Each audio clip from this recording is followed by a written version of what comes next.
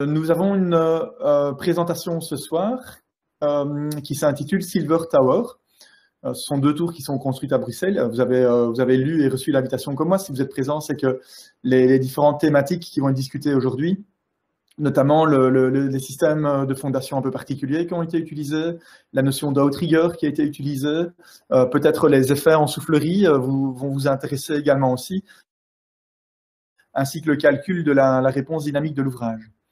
Donc, ce sont des thématiques qui vont être donc présentées par nos deux orateurs de ce soir, qui sont Amaury Leroy et Luis Nociglia. Alors, Amaury, je présente très brièvement donc, les deux orateurs. Amaury Leroy est, depuis très récemment, est administrateur de B Group Bruxelles. Il est directeur de projet et responsable même de la cellule bâtiment depuis 2016. C'est un ingénieur civil de construction. Mais de la faculté polytechnique de l'Université libre de Bruxelles. Évidemment, personne n'est parfait. On ne peut pas t'en vouloir, Amaury, de ne pas être passé par l'Université de Liège. En plus de ça, Amaury a une formation complémentaire de Solvay Bruxelles School of Management and Economics et une formation complémentaire dans le domaine de l'immobilier d'entreprise. La lecture de son CV nous indique clairement que Amaury Leroy est quelqu'un qui est spécialisé dans l'immobilier, dans les bâtiments et a fortiori donc des bâtiments de grande hauteur. Côté académique, il est un petit peu impliqué dans l'enseignement également à Bruxelles, où il encadre des projets d'étudiants. Ce qui est plutôt spécifique, c'est la diversité de tous les projets sur lesquels il a pu travailler. J'ai eu personnellement l'occasion d'interroger avec Amaury dans le cadre du dimensionnement de la fondation Louis Vuitton, par exemple, à Paris, sous l'effet de vents turbulents, ce qui lui a permis d'ailleurs de publier même les résultats de ces développements. Il a travaillé aussi sur la Tour des Finances à Liège, il a travaillé sur la Silver Tower à Bruxelles, dont on va entendre parler. Sur Liège, il a travaillé aussi à l'extension du hub TNT et beaucoup d'autres gros projets, que ce soit en Belgique ou à l'international. Le deuxième orateur de la journée, de la soirée, Luis Nociglia, est de nationalité française et salvadorienne. Donc, on a une audience ce soir qui est internationale. Je pense qu'on m'a fait remarquer qu'il y avait des Français dans la salle. Donc, évidemment, bienvenue à vous tous. Mais aussi, on a un orateur qui est d'origine salvadorienne. Luis a étudié aussi le génie civil à l'INSA de Lyon. Bon, c'est pas l'université de Liège non plus, mais c'est tout de suite plus exotique, donc on pardonne. Il a fait un travail de fin d'études sur le comportement fiabiliste. Donc, c'est ces notions de prise en compte d'effets aléatoires de comportement structurel. Je le souligne parce que c'est une des passions qui m'anime aussi. Il a travaillé comme ingénieur dans un bureau d'études en France qui s'appelle Omnis Bâtiment à Lyon. Après ça, il est venu chez B Group à Greysch en 2013. Il y a eu une petite excursion très courte chez Amont Thermal Europe, que je voudrais juste mettre en parenthèse, puisque le principal, c'est que Louis soit revenu au bureau d'études Greysch en 2018. Et depuis, il est chef de projet donc, au sein de la cellule bâtiment qui est coordonnée par Amaury Leroy. Il a travaillé de nouveau sur une série de bâtiments, que ce soit en Belgique ou à l'international, que ce soit sous le logo Greysch ou bien sous ses autres logos. Voilà, Louis et Amaury, je vous laisse la parole. Vous pouvez partager votre écran quand vous êtes prêts. Et à tout le monde, je vous souhaite une très très bonne séance. À tout à l'heure. Merci Vincent. Donc on va vous présenter depuis Bruxelles, sans accent, j'espère qu'on se fera comprendre des Liégeois. Donc on va vous présenter la Silver Tower, c'est un projet qu'on est ravi de vous présenter, sur lequel Louis et moi avons travaillé parmi bien d'autres collègues que je remercie au passage. C'est un projet assez intéressant parce qu'il est fort complet et brasse pas mal de questions techniques, que ce soit des systèmes de fondation particuliers, comme disait Vincent, à des questions dynamiques de vent un peu plus pointues. Bon, le bureau Greysch, je pense que tout le monde le connaît, tous ceux qui suivent la conférence. Alors, on développe depuis une dizaine d'années une certaine expertise dans le domaine des bâtiments de grande hauteur, des bâtiments d'une centaine de mètres de hauteur jusqu'à 300 mètres à l'international. Et la Silver Tower fait partie de ces projets. Alors, le plan de l'exposé, donc, on vous propose de décrire le projet, parcourir les notions relatives au système de fondation du bâtiment, Une spécificité assez propre à ce projet qui est un phasage up and down, descriptif de la superstructure, et différentes problématiques qui vont nous amener au développement de ces outriggers qu'on va vous présenter plus en détail. Alors le projet en tant que tel, donc c'est un bâtiment de bureau de 137 mètres de hauteur, situé dans le quartier nord à Bruxelles, développé par le promoteur immobilier Gelamco, promoteur belge, et qui est maintenant occupé par une bonne partie de l'administration de la région bruxelloise. Ce pourquoi il a été renommé récemment Iris Tower. Les architectes sont l'atelier d'architecture de Genneval et à Carin-Bouillot, et Grey s'est occupé des études de stabilité depuis la conception jusqu'au suivi d'exécution. Alors, on verra que le dossier a été phasé en deux gros chantiers, une partie fondation profonde réalisée par l'entreprise Fontec et une partie gros œuvre réalisée par CIT Blaton. On parle d'un bâtiment de 32 niveaux hors sol et 8 niveaux en sous-sol pour une superficie totale de plus de 53 000 m². Alors, le challenge de ce projet-là pour la partie gros œuvre, c'était le délai de construction qui était réduit à un délai très très court de 18 mois. Alors, une particularité qui génère pas mal de complexité dans le projet, c'est sa localisation. Donc, le projet est localisé dans le quartier nord de Bruxelles. Vous voyez ici la place Rogier, juste de l'autre côté de la jonction nord-midi, un site en forme de lentille, dont le bâtiment reprend l'emprise totale de la superficie. Alors le contexte est compliqué, on est juste à côté de la jonction nord-midi, qui est la jonction principale en Belgique ferroviaire. Et aussi une place publique ici. On voit que l'installation de chantier est très très limitée dans son encombrement. Alors tout ça génère des contraintes au niveau architectural. Vous voyez ici une coupe et une élévation du bâtiment. Et on comprend ici en voyant ces vues en plan et surtout la vue des sous-sols que le site est très limité pour ce type de bâtiment. On voit que le sous-sol est réduit au strict minimum. Les passages sont déjà assez difficiles avec l'emprise maximum possible. Et ça va générer une série de réflexions qui ont été développées dans la conception de ce bâtiment. Alors, par rapport au système de fondation, l'enceinte périmétrale du bâtiment est constituée de parents moulés d'une épaisseur de 80 cm, dont la fonction est multiple.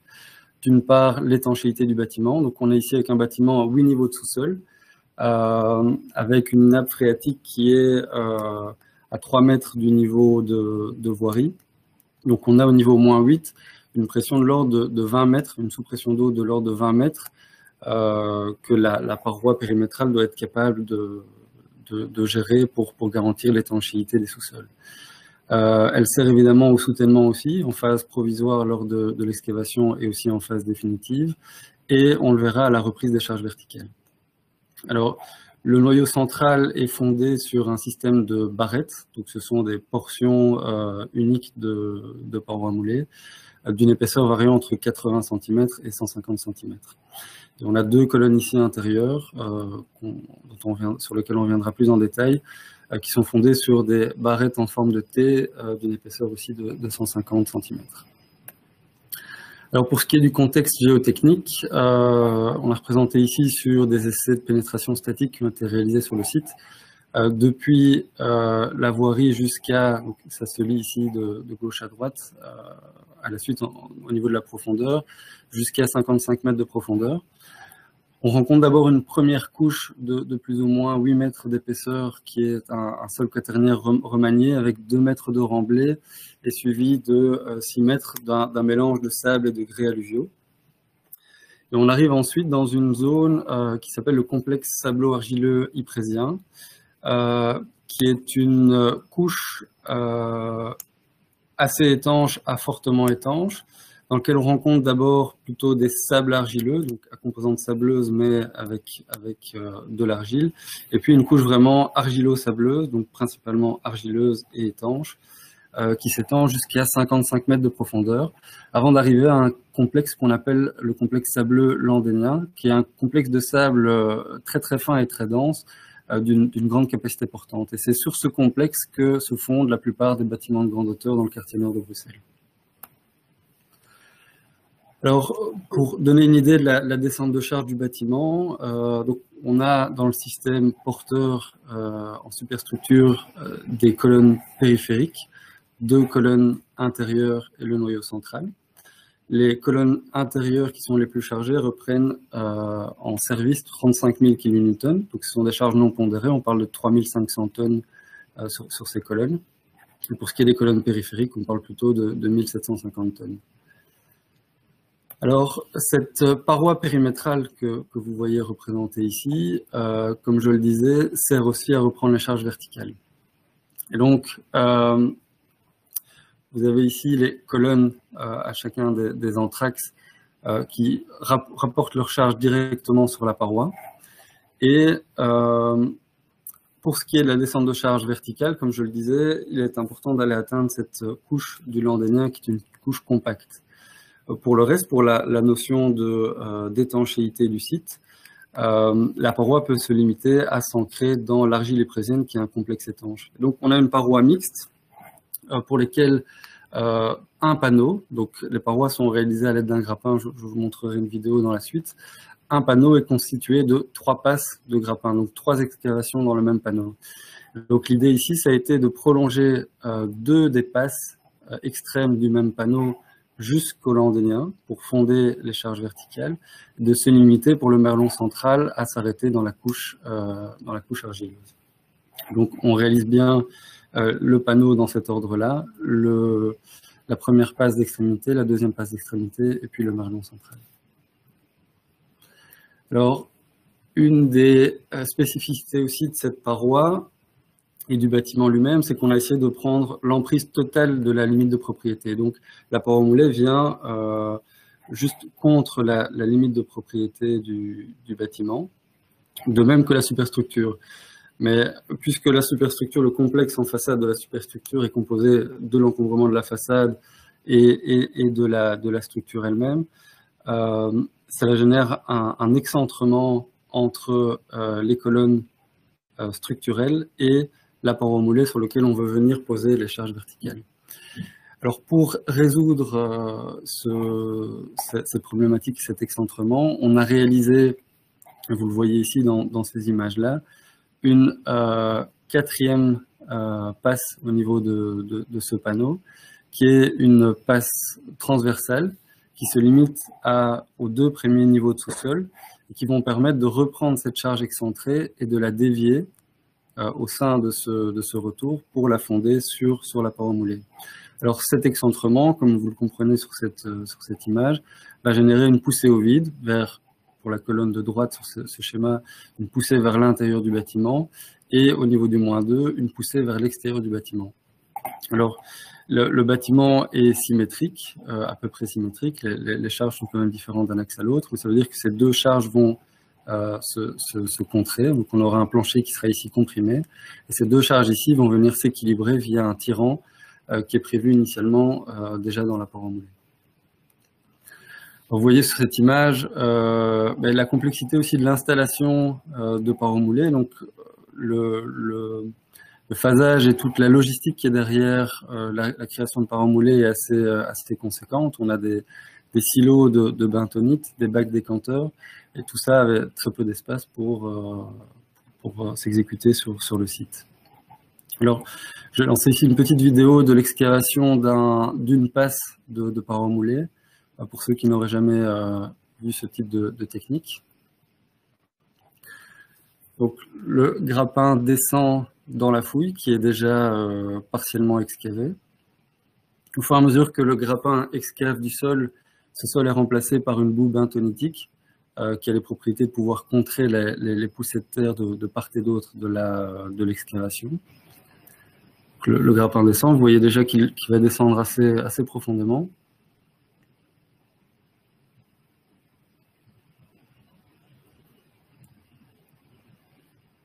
On referme maintenant le grappin au fond de la fouille. Donc, tout ça est piloté par des commandes hydrauliques.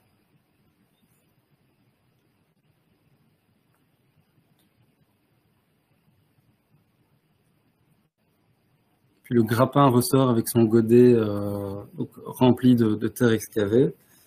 Donc maintenant, il faudra remplacer ce volume de terre par un complément de boue bentonitique. Et donc, il faut constamment veiller à ce que la garde de bentonite soit suffisante par rapport à l'excavation elle-même.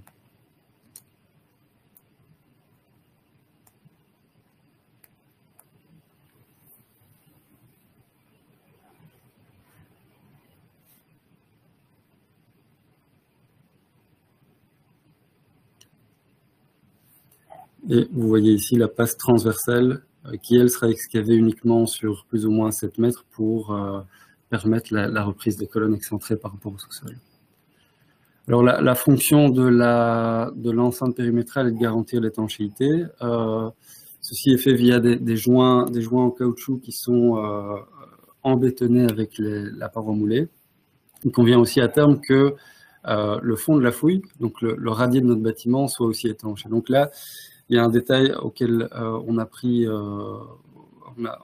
apporté beaucoup de soins, puisque la sous-pression d'eau à laquelle il faut s'attendre à terme sera de l'ordre de 200 kN par mètre carré, c'est-à-dire 20 tonnes par mètre carré, lié aux 20 mètres de pression hydrostatique. Et donc ce radier qui fait 1 mètre d'épaisseur est encastré au niveau des parois moulées. Pour ce faire, on avait déjà prévu en première phase des coupleurs, donc des armatures en attente, sur lesquelles on viendra visser des armatures filetées en deuxième phase lors de la réalisation du radier.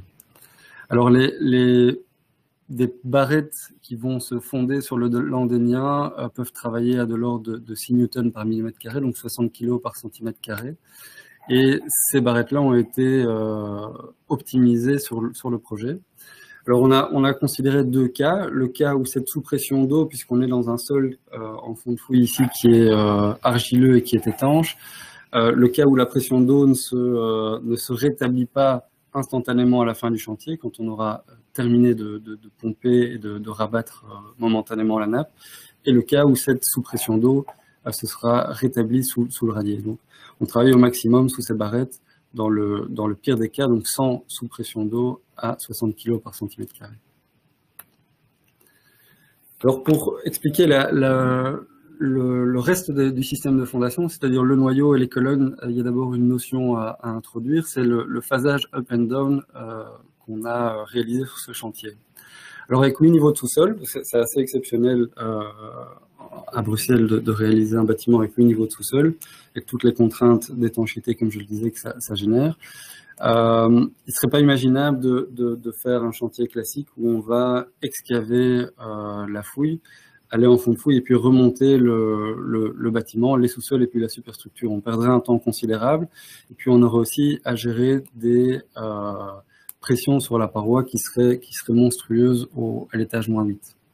Et donc là, dans un souci de gain de temps, ce qu'on a réalisé, c'est un système où on a monté la superstructure en même temps que l'infrastructure. Pour donner une idée, un niveau en sous-sol a pris à peu près 1 mois, alors qu'en parallèle, un étage en superstructure était monté en 1 semaine.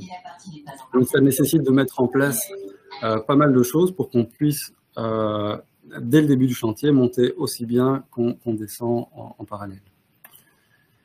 Alors, le principe de base, c'est qu'il faut, pour monter la superstructure, des supports qui seraient déjà présents au moment où on démarre le chantier.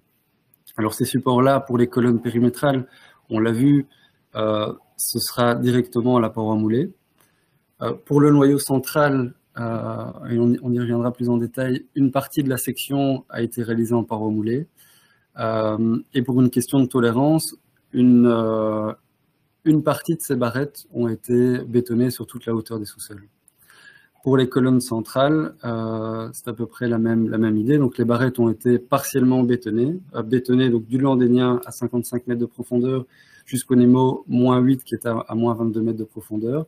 Et entre -22 mètres et le rez-de-chaussée, donc le niveau de voirie, les barrettes n'ont pas été bétonnées mais remplies de gravier. Donc la fouille a tout de même été remplie par quelque chose, mais qui peut être facilement retiré en phase chantier. Et on a inclus dans ces barrettes des colonnes, dès la réalisation des barrettes, donc ce sont des colonnes qui sont préfondées, qui consistent en des tubes métalliques remplis de béton. Alors, par rapport au noyau central et le fait de le préfonder, comme je le disais, on a une place assez limitée dans les sous-sols. Donc, on a déjà un encombrement structurel qui est le maximum admissible par rapport à ce qui est possible dans le fonctionnement du parking. Et en plus de ça, vous voyez sur le plan architectural ici, des ascenseurs qui se prolongent au niveau des sous-sols. Alors, la tolérance pour une cage d'ascenseur doit être assez fine, nettement plus fine que les tolérances de la réalisation d'une paroi moulée. Donc, comme je l'expliquais, ce noyau a été partiellement bétonné en première phase. Donc, pour la partie inférieure qui va du Landénien jusqu'au niveau -8 ou -7, l'ensemble des barrettes, qui seront les fondations définitives du noyau central, sont bétonnées sur toute la hauteur et sur toute leur largeur. Et à partir du -7 jusqu'au niveau du rez-de-chaussée, seulement une partie de ces barrettes ou de ces parois moulées ont été bétonnées. Donc, certaines barrettes qui correspondent en fait à l'encombrement des ascenseurs ont été remplies au gravier entre le -7 et le rez-de-chaussée pour garantir cette tolérance en deuxième phase. Donc ça veut dire que finalement, en phase provisoire pour le up and down, on a une portion du futur noyau qui est finalement disponible comme support. Alors par rapport aux tolérances, les tolérances habituelles de parois moulées sont de l'ordre de 1%. On a ici été plus strict, 0,5%. Donc ça veut dire quand même qu'on a des déviations possibles de 10 cm à 20 mètres de profondeur. Et ces tolérances ont été contrôlées par l'opérateur via un outil de monitoring qui reprend, vous voyez ici en vert, un cadre qui est la position théorique de la fouille. En rouge, la limite admissible tenant compte des tolérances. Donc cette limite augmente au fur et à mesure qu'on descend. Vous avez ici la section à 15 mètres, 20 mètres, 40 mètres et 55 mètres. Et donc ça permet à l'opérateur de s'assurer qu'à chaque instant, il ne dépasse pas, il ne déborde pas de cette limite admissible. Et le grappin qu'on a utilisé était aussi équipé d'un système permettant une rectification. Donc le problème avec ce type de réalisation, c'est que quand le grappin commence à vriller dans la fouille, il est assez difficile de le récupérer et de le remettre dans l'axe de la barrette. Et ce grappin était équipé d'un système qui permettait d'adapter le grappin, donc d'adapter légèrement la géométrie du grappin pour pousser un peu plus sur le sol d'un côté ou de l'autre pour le remettre dans la bonne direction.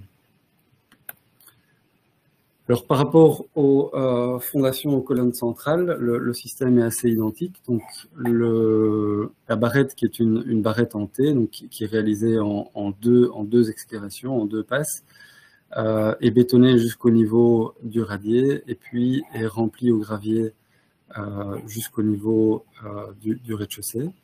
Alors, par contre, on y intègre directement la future colonne, donc qui est un tube métallique, qui va transférer ses charges dans la barrette sur les premiers mètres de fondation grâce à des goujons soudés sur le tube métallique. Alors,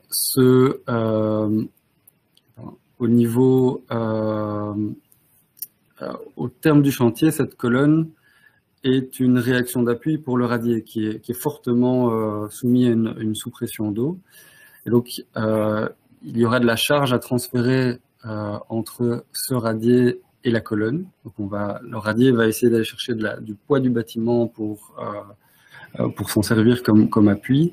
Et puisque cette barrette était préfondée, il serait important, et on le verra plus tard dans le phasage, de raccorder le radier à cette colonne pour s'en servir comme support.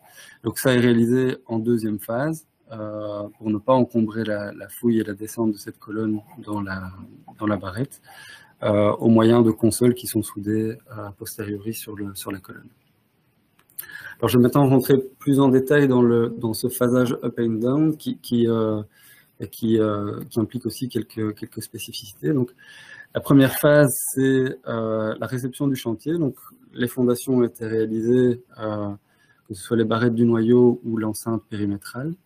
Donc, on réceptionne ce chantier. Vous voyez ici les armatures donc, qui ont été recépées, les premiers centimètres de béton, qui est un mélange de béton et de bentonite, sont recépés pour arriver au bon béton consistant de la barrette. Et on voit ici apparaître les armatures qui ont été intégrées dans les parois moulées et dans les barrettes, qui intègrent déjà au niveau du noyau central la traction éventuelle dans la section qui sera soumise en flexion liée aux efforts de vent. Donc tout est déjà prévu pour transmettre les efforts vers le sol et la réaction d'appui. Alors on voit ici ces fameuses passes transversales qu'on avait prévues dans la paroi périmétrale qui permettent une déviation de la colonne excentrée vers la paroi elle-même, dans lequel on avait prévu des espèces de coffrage, des bandes métalliques pour faciliter la démolition en phase gros œuvre. Donc on voit ici apparaître plus clairement les armatures des barrettes du noyau central. Alors ça peut paraître assez brut à ce stade-ci, mais on a à ce moment tout ce qui est nécessaire pour fonder la tour de 32 étages. L'étape suivante, c'est de commencer l'excavation au -1 pour se connecter correctement, donc avec les armatures qu'on vient de recéper, et créer et embétonner une poutre de couronnement qui permettra la bonne liaison avec la future structure. Donc vous voyez ici le chantier déjà un peu plus propre, avec les armatures et le coffrage qui est prêt pour cette poutre de couronnement. Et ces fameuses colonnes métalliques qui sont maintenant visibles, mises au jour et sur lesquelles on viendra connecter la superstructure. Alors on peut maintenant commencer réellement avec la superstructure et démarrer notamment le noyau central. Alors de nouveau une chose assez particulière, vous voyez ici la vue architecturale du noyau central. Le noyau est composé de différentes sous-sections qui seront reliées par des linteaux, mais une section intérieure, une partie centrale du noyau qui renferme les escaliers et les cages d'ascenseur pour la superstructure, qui n'est pas connectée au reste de la structure. Donc c'est finalement une colonne, un noyau au sein du noyau, qui participe d'ailleurs très peu à la reprise du vent, mais qui va ramener ces charges verticales vers les fondations qu'on a prévu en première phase, mais pas bétonné sur la hauteur des sous-sols. Alors, ça veut dire qu'on a un problème pour cette partie noyau. Si on veut la monter, il faut pouvoir la fonder provisoirement sur les fondations disponibles. Et comme je l'avais montré, les fondations disponibles, c'est la périmétrie de ce noyau. Donc, ce sont ces passes qui avaient été bétonnées sur toute la hauteur.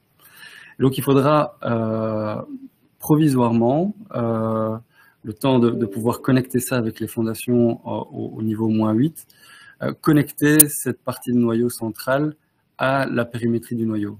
Et donc, pour ce faire, on a prévu des voiles provisoires qui viennent finalement suspendre cette partie centrale vers le tube extérieur qui, lui, est bien fondé en phase provisoire. Alors, vous voyez maintenant cette colonne métallique, cette colonne centrale préfondée qui a été traitée de manière à recevoir la colonne en superstructure, qu'on voit maintenant apparaître à la phase suivante, et le noyau central qui peut maintenant démarrer, coffrer et ferrailler sur cette poutre de couronnement. Alors, c'est pour la superstructure. En parallèle, on va démarrer avec l'infrastructure. Et on va appliquer ce qu'on appelle la méthode du Strauss, donc, qui est une sorte de travail de mineur où on va systématiquement bétonner des dalles directement sur le sol. On va se servir du sol comme coffrage, bétonner une dalle. Et quand on aura bétonné cette dalle, on va commencer à excaver le sol sous la dalle. Alors, ça a différents avantages, c'est que la dalle qu'on vient de bétonner pourra servir de buton provisoire pour la paroi. Donc, en réalisant ça systématiquement, on aura tous les étages un appui provisoire qui est cette dalle définitive des parkings de sous-sol qui permettra de stabiliser la paroi. On parle de plus ou moins 25 000 m3 de sol excavé et comme je le disais, c'est un réel travail de mineur. On a ici la dalle du rez-de-chaussée, du -1 pardon, qui avait été bétonnée sur sol et on commence à excaver sous cette dalle le sol, avec un système de ventilation nécessaire, puisqu'au moins 8, on manquerait assez facilement d'air avec les engins pour travailler. Donc on continue cette méthode-là pour chacune des dalles. On bétonne une dalle, on excave sous la dalle, on bétonne la dalle, on excave sous la dalle, avec, comme je le disais, 25 000 m3 d'excavation à prévoir. Alors on a essayé d'illustrer ça avec un maximum de photos, sinon ça paraît assez abstrait. Ce sol qu'on va excaver dans les sous-sols doit être extrait d'une manière ou d'une autre du chantier. Et donc on a à chaque extrémité du bâtiment, vous devinez ici la forme de lentille, on a prévu un trou de Strauss, donc qui est un trou laissé ouvert, par lequel on va pouvoir donc venir pousser le sol au moyen de petits engins, le pousser à ce niveau-ci, et puis l'extraire du site en décharge. Vous voyez ici, en concomitance, la montée de la superstructure. Donc le sol est excavé au moyen d'un bras mécanique avec de nouveau un grappin qui va au fur et à mesure excaver et retirer ce sol du site. Quelques vues ici impressionnantes du Strauss qui se prolonge jusqu'au niveau -6, donc avec ces trous béants qui sont aussi assez complexes parce que le trou lui-même présente une faiblesse dans cet auto-équilibre que la dalle permet entre les deux parties de parois moulées. Donc, on a ici des portions de dalle de part et d'autre qui sont très fortement armées pour finalement ponter cette ouverture vis-à-vis des poussées de sol qu'on aurait de part et d'autre. Alors, dans ce passage, il y a une zone qui est un peu particulière, c'est la zone des parkings, qui, elle, ne sera pas réalisée au fur et à mesure de la descente, mais sera réalisée a posteriori en remontant. Donc cette zone a été, elle, butonnée, pour, de la même manière que la dalle le fait de l'autre côté, équilibrer les poussées de terre de part et d'autre. Donc, on voit ici une vue jusqu'au -7 de ce trou de Strauss. Alors voilà le résultat fini. Donc on voit ici une dalle qui a été bétonnée sur sol, donc excavée, et puis cette nouvelle dalle bétonnée sur sol. Et on devine aussi, c'est la partie centrale, le noyau central, les portions de barrettes mises à nu au fur et à mesure de la descente pour constituer le futur noyau. On le voit mieux ici, donc ces barrettes qui serviront de noyau définitif. Alors, en parallèle de ça, la superstructure continue de monter. Je reviendrai plus en détail sur les principes structuraux de la partie supérieure. Il y a évidemment une limite à cette montée, puisque le noyau est partiellement fondé, il n'a pas toute sa capacité portante vis-à-vis des charges verticales, mais aussi du vent. Il y a un moment, la structure va tellement monter. Alors, sur ce type de chantier aussi, on monte d'un étage par semaine, mais la façade, pour des questions de planning, suit aussi très très vite le gros œuvre. Donc il y a un moment où la prise au vent de la superstructure devient plus importante que ce que ce système provisoire de fondation ou partiel de fondation permettrait de reprendre. Donc on avait fait à l'époque, en phase projet, différents scénarios avec des indications pour l'entreprise de limites à atteindre, limite façade, limite plancher et limite noyau. Et donc la prise au vent sera fonction de ces trois paramètres, de où se trouve la façade, le plancher ou le noyau. Alors, sur ce chantier, le planning a fait que les deux structures évoluaient à un rythme assez compatible en termes de prise au vent pour la superstructure par rapport à la fondation partielle. Et on arrive ensuite au niveau du -7, -8. Alors là, il y a une phase un peu particulière de nouveau, qui est une phase de vérinage, de vérinage important. On est maintenant, donc on a mis à nu, on a pu mettre à nu toutes ces barrettes qui avaient été partiellement bétonnées jusqu'au niveau du -8. Il faut maintenant s'y connecter avec le futur noyau. Mais jusqu'à présent, seulement la partie périmétrale du noyau, avec ces barrettes provisoires, ont été chargées. Et donc ça veut dire qu'on a des barrettes qui sont à ce stade-là fortement chargées et qui sont en fait chargées à leur limite, et d'autres barrettes qui n'ont encore jamais été chargées. Et donc là, l'important pour garantir la capacité future pour le bâtiment dans sa globalité, c'est de réuniformiser ces contraintes. Donc, de faire en sorte que les concentrations de contraintes qui sont uniquement dans ces barrettes utilisées provisoirement soient réinjectées au niveau des barrettes qui n'ont encore jamais été sollicitées. Et donc ça se fait par vérinage. Donc on avait 8000 tonnes de charge en trop dans ces barrettes périmétrales qui devaient être réinjectées dans ces barrettes centrales, qui ont été vérinées au moyen de vérins. Vérinées finalement en poussant d'un côté sur les fondations et en prenant appui sur la superstructure qui était déjà réalisée pour faire ce transfert de charge interne entre les systèmes de fondation. Vous voyez ici, ça s'est fait au moins 7, donc on a ici le niveau moins 8, le voile qui avait été déjà bétonné vers le haut en partant des fondations, et la jonction se fait ici. Donc on a ici la superstructure, la partie supérieure du moins 7, donc le moins 6, qui était bétonné au fur et à mesure en étant suspendu, et les deux parties de structure, donc fondation et superstructure, viennent se rejoindre ici, et le transfert de charge se fait à ce niveau-là. Alors, ça a permis aussi quelque chose d'intéressant, c'est finalement un essai à grande échelle de mise en charge d'une barrette. On a évidemment déterminé de manière théorique les tassements attendus pour les barrettes. On a ici un réelle mise en charge de barrettes. On vient pousser avec une charge connue sur une fondation connue. Donc, en monitorant au fur et à mesure de la mise en charge les déplacements des vérins, on a pu conforter notre prévision de tassement du système de fondation, qui était de l'ordre de 1,5 cm pour les barrettes chargées au maximum.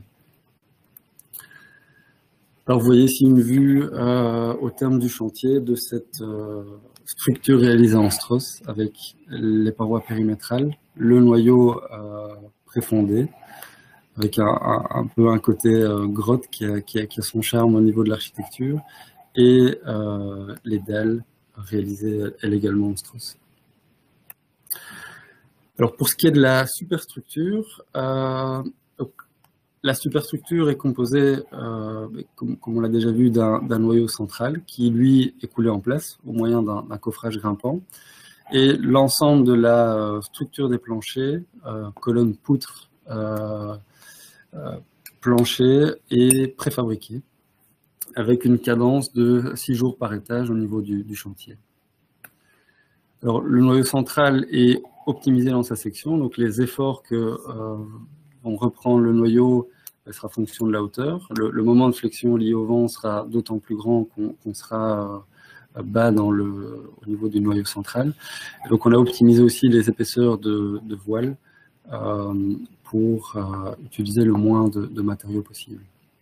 Alors le noyau, comme je le disais, est constitué de plusieurs sous-sections qui sont reliées ici par des grands linteaux, une espèce de tube extérieur qui fonctionne réellement comme un tube grâce à ces linteaux qui permettent de faire passer de l'effort tranchant d'une section à l'autre.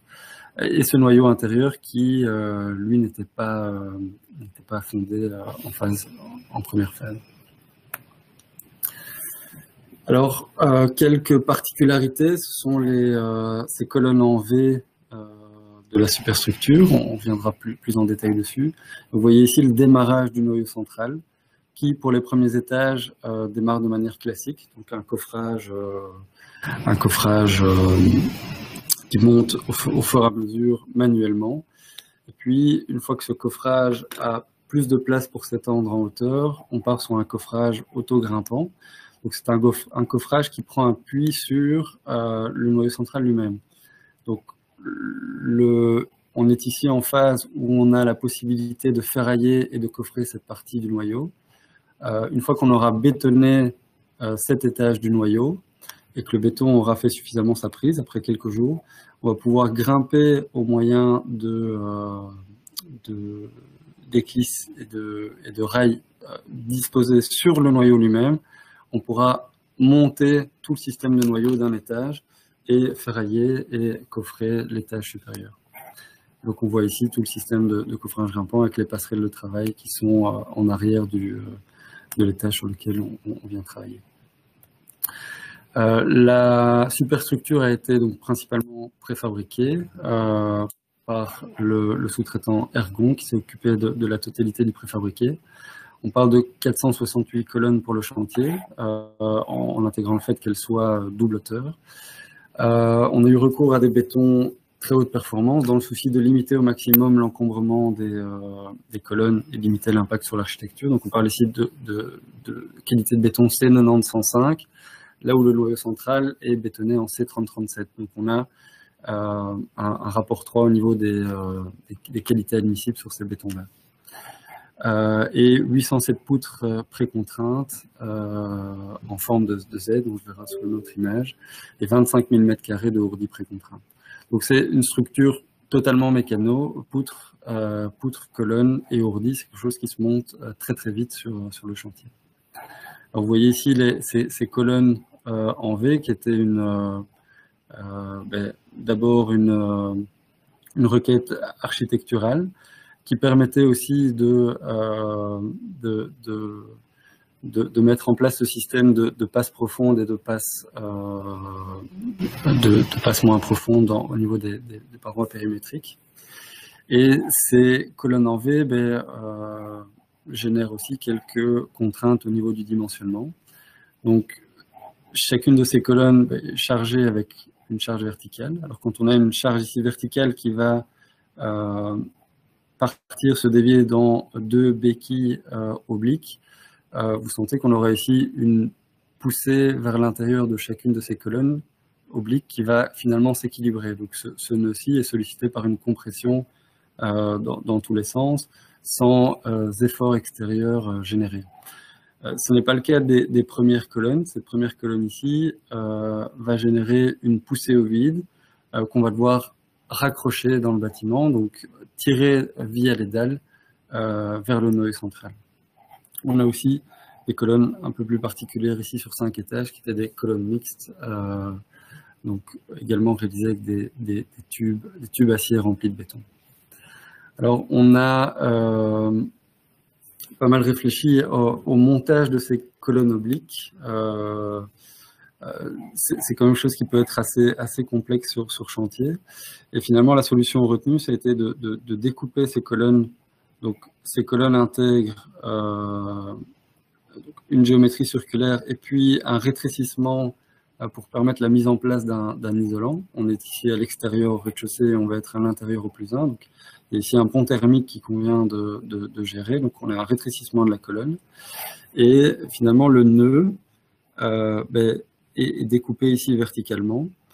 Et c'est quelque chose qui est assez sain finalement, puisque chaque demi-colonne va être comprimée verticalement, reprendre cette charge verticale, une charge déviée, et cette jonction-ci va être uniquement comprimée.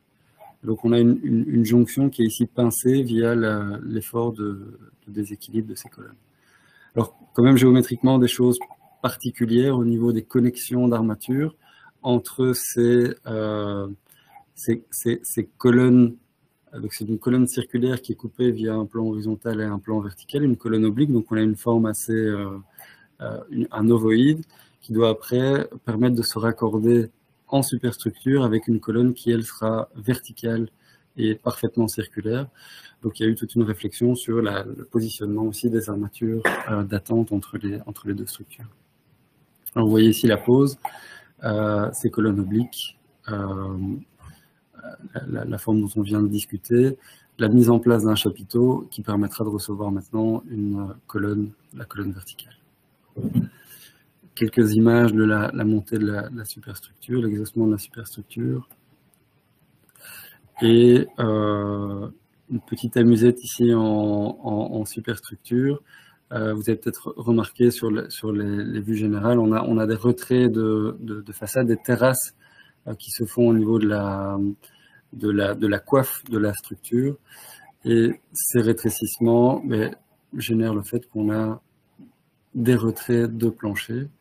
Et donc, finalement, sur un axe, deux supports nécessaires pour la structure. Le support pour l'alignement extérieur de la structure typique et ce support pour cette poutre en richesse. Alors, une problématique qui est assez courante dans les bâtiments de grande hauteur sont les raccourcissements différentiels entre porteurs verticaux. Comme je l'ai dit, le noyau central est dimensionné avec un béton C3037. Les colonnes périmétrales utilisent un béton très haute performance C90-105. On a un rapport 3 en termes de résistance, mais en service, on a un rapport de contrainte qui est bien au-delà de 3, parce que le noyau central, lui, est dimensionné principalement pour de la raideur transversale, donc de la reprise de charge horizontale, et donc est surdimensionné vis-à-vis des charges verticales. C'est une énorme colonne qui va travailler finalement à des taux de contrainte qui sont de l'ordre de, dans ce cas-ci, de 8 newtons par mm carré. Pour les colonnes, on va être à des taux de contrainte maximales. On va optimiser la section pour les charges verticales. On sera à des taux de contrainte pour un C90-105 de l'ordre de 50 newtons par mm carré. Donc on a un delta de contrainte qui est dans un rapport proche de 10 et qui va générer des raccourcissements fortement différents entre les colonnes et le noyau central. Alors, c'est ce que représente cette figure. Elle représente l'évolution dans le temps, puisque ces raccourcissements sont régis aussi par des phénomènes différés qui sont le fluage et le retrait. Cette courbe représente le tassement d'une colonne, la colonne verte ici au sommet du bâtiment, la colonne 32, comparé au déplacement vertical du noyau central. Et donc, on parle ici théoriquement d'un delta de l'ordre de 11 cm entre les colonnes et le noyau. Donc, ça veut dire que si on ne fait rien, si on ne rattrape rien et qu'on empile simplement des colonnes préfabriquées sans se poser aucune question, on aura à terme des planchers qui ont été posés horizontaux au moment de l'exécution et qui vont se retrouver fortement inclinés au terme du chantier et durant la vie du bâtiment. Donc, ce qu'il convient de faire, c'est une compensation de ces déformés, donc ramener cette courbe théorique pour les colonnes, cette courbe verte, à une courbe bleue qui, à un instant qu'on va choisir, et ici ce qu'on a choisi, c'est le terme du chantier, qui va finalement se déplacer verticalement de la même manière que le noyau, et puis vivre sa vie de manière différente du noyau, mais sensiblement identique. Donc on se rend compte que ce phénomène intervient surtout lors de la vie du chantier, et une fois qu'il est compensé, finalement cette différence est assez minime. Donc ça veut dire quoi? Ça veut dire que on a ici représenté le tassement du noyau. Donc on a bétonné le noyau à un niveau théorique. À la fin du chantier, on s'attend à avoir 27 mm de tassement vertical du noyau, de déplacement vertical pour l'étage 32. À long terme, ce déplacement va encore augmenter de l'ordre de 36 mm. Ça, on ne peut rien y faire, c'est la vie du béton.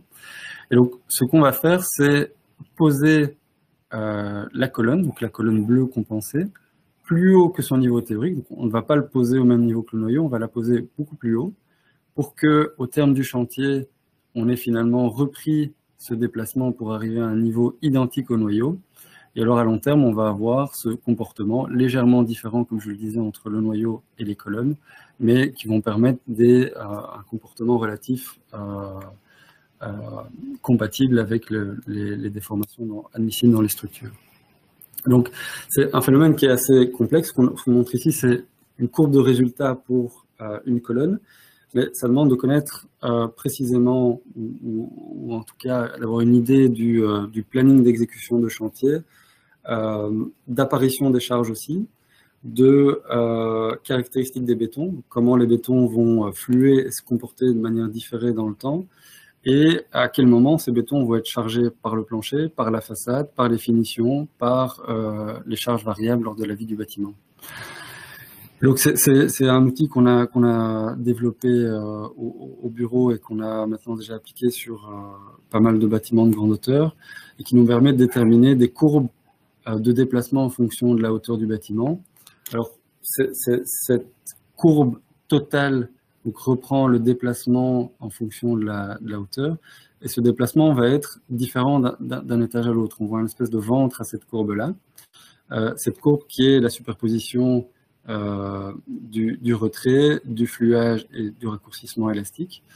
Alors, il y a une sorte de ventre parce que ce phénomène va être, pour les étages inférieurs, impacté par une longueur assez faible. Donc, on a un raccourcissement sur une longueur qui est assez faible avec des charges très élevées. Au sommet de la tour, c'est l'inverse. On va avoir une longueur très, très élevée, mais des charges beaucoup plus faibles. Et donc, on sent qu'il y a deux phénomènes un peu antagonistes qui, finalement, seront maximum vers la mi-hauteur de la tour. Alors, comment compenser ces déformations différentielles via des contre-longueurs dans les colonnes? Donc, on va poser systématiquement les colonnes un peu plus haut que prévu. Alors, si on réfléchit, c'est 11 cm sur 32 étages. Ça représente finalement des compensations à appliquer qui sont assez faibles par étage, de l'ordre de 3 mm par étage. Donc, c'est pas quelque chose qu'on va pouvoir sentir et qui raisonnablement pourrait être fait sur chantier. Ce qu'on va devoir donner sur chantier sont des niveaux de pose différents. Et c'est là toute la complexité de l'exercice. Parce que il va falloir donner des niveaux de pose compensés pour une situation finale à long terme, mais à compenser à un niveau intermédiaire durant la vie du chantier. Donc, je m'explique, ça veut dire que quand on va poser la colonne du 15e étage, il faudra compenser cette déformée pour un phénomène qui arrivera quelques mois ou quelques années plus tard. Mais au moment où on va essayer de le compenser, la colonne du 14e, qui est la colonne en dessous, aurait été elle-même compensée, mais n'aura pas, elle, vécu son déplacement à long terme non plus. Et donc, il y a toute une analyse plus fine, étage par étage, qui se fait, qui est de se dire, je sais ce que je dois compenser au 15e étage, je dois savoir quel est le déplacement qui aura déjà eu lieu à ce moment-là, à cet instant où je vais poser la colonne du 15e, tenant compte aussi des surcompensations que je dois faire à tous les étages. Donc, évidemment, ça devient très complexe à transmettre à l'entreprise pour un chantier et pour le montage de la structure. Donc, ce qu'on donne au final à l'entreprise, c'est un tableau assez simple qui est de dire par rapport au niveau théorique à chaque étage et pour chaque colonne, quel est le delta qu'on doit prévoir au niveau de la pose. Donc, par rapport au niveau théorique, il y a des étages où on va devoir poser la colonne 30 mm plus haut que son niveau théorique pour intégrer tous ces phénomènes, c'est-à-dire compensation à long terme, en intégrant la compensation partielle et la déformée partielle qui aura eu lieu lors du chantier. Donc, ce sont des courbes qui, évidemment, sont continues et qu'on va discrétiser par pas de 5 mm pour faciliter la vie du chantier. Alors, sur la Silver Tower, c'est un phénomène qu'on a pu monitorer notamment pour des questions liées aux façades, parce que ces phénomènes pour les bâtiments de grande hauteur de raccourcissement sont assez sensibles vis-à-vis des façades. Les façades sont des éléments qui ne permettent pas beaucoup de variations géométriques et de déformations après pose. Et donc, il faut aussi savoir, entre le moment de la pose de façade et le long terme, quels seraient les déplacements différentiels qu'on aura d'une colonne à l'autre que la façade va devoir subir. Donc, on a monitoré lors du chantier ces déplacements via, ce que je représente ici, c'est un trou qui a été réalisé et superposé d'étage en étage. Donc, vous voyez ici une vue plongeante d'une dalle et vous voyez ici apparaître chacun de ces trous-là superposés d'un étage par rapport à l'autre. Et ça permettait de reprendre un référentiel absolu en dehors du chantier pour monitorer tout ça sans être impacté non plus par les déformations des fondations. Et donc, on a représenté ici la superposition des courbes théoriques, donc ce à quoi on s'attendait, c'est-à-dire pour une colonne donnée et un étage donné, quel est le déplacement au cours du temps. Et ici en bleu, le relevé géomètre qui a été réalisé au cours du temps sur le chantier. Et donc on voit qu'il y a quand même une très bonne corrélation entre notre modèle théorique et la réalité sur chantier. Je vais passer maintenant la parole à Louise pour les questions liées au vent.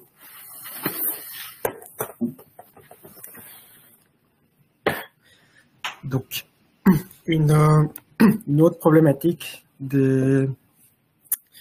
pour les bâtiments de grande hauteur, c'est les efforts de vent.